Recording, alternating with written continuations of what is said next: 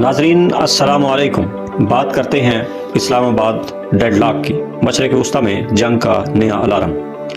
اسلام آباد کا red zone 21 گھنٹے کی طویل اور اعصاب شکن خاموشی، اور پھر امریکی نائب صدر جے ڈی وینس کا وہ ایک جملہ جس نے پوری دنیا کے سفارتی حلقوں میں آگ لگا دی۔ بری خبر یہ ہے کہ ہم کسی معاہدے تک نہیں پہنچ سکے۔ We've had a number of substantive discussions with the Iranians. That's the good news. The bad news is that we have not reached an agreement, and I think that's bad news for Iran much more than it's bad news for the United States of America. So we go back to the United States having not come to an agreement. We've made very clear what our red lines are. We're willing to accommodate them on. ناظرین، کیا اسلام آباد کی میز پر ہونے والی یہ ناکامی اب مشرق وسطی کے سمندروں اور زمینوں کو آگ و خون میں نہلا دے گی؟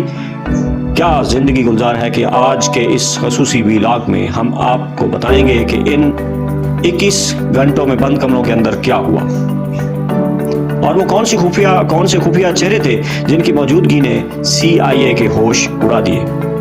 دوستو، کہنے کو تو یہ مذاکرات امن کے لیے تھے، لیکن حقیقت میں یہ شرائط مسلط کرنے کی ایک ناکام کوشش تھی۔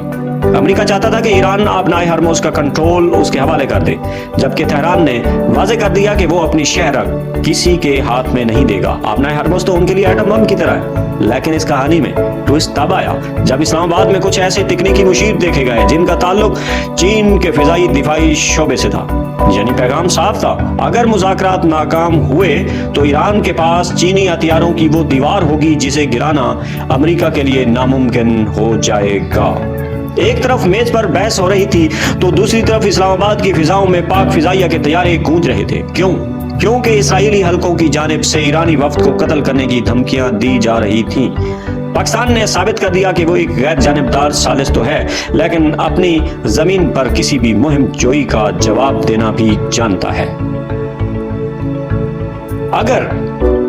اب سوال یہ ہے کہ آگے کیا ہوگا؟ 14 روزہ سیز فائر اب ایک باریک دھاگے سے لٹکا ہوا ہے۔ پہلا خطرہ، اگر 72 گھنٹوں میں ایران نے امریکی فائنل آفر قبول نہ کی تو لبنان اور شام میں بمباری کا ایک نیا سلسلہ شروع ہو سکتا ہے۔ دوسرا خطرہ یا آپشن، بحر احمر اور باب المندب بند ہو سکتے ہیں، جس سے آپ کے پیٹرول کی قیمتیں عالمی سطح پر آسمان کو چھو لیں گی۔ تیسرا خطرہ، اسرائیل میں نیتن یاہو آپ تنہا ہو چکے ہیں، اور ایک تنہا شکاری زیادہ خطرناک ہوتا ہے۔ بطور صحافی ہم نے ان مذاکرات کی ایک پل کی خبر آپ تک پہنچائی۔ یہ وقت امن کے لیے دعا کا ہے، کیونکہ اگر اسلام آباد کی یہ کوشش رائے گاں گئی تو مشرق وسطی کا جہنم پوری دنیا کو اپنی لپیٹ میں لے سکتا ہے۔ آپ کو کیا لگتا ہے، کیا ایران کو امریکی شرائط مان لینی چاہیے تھی یا تہران کا ڈٹ جانا ہی صحیح فیصلہ تھا؟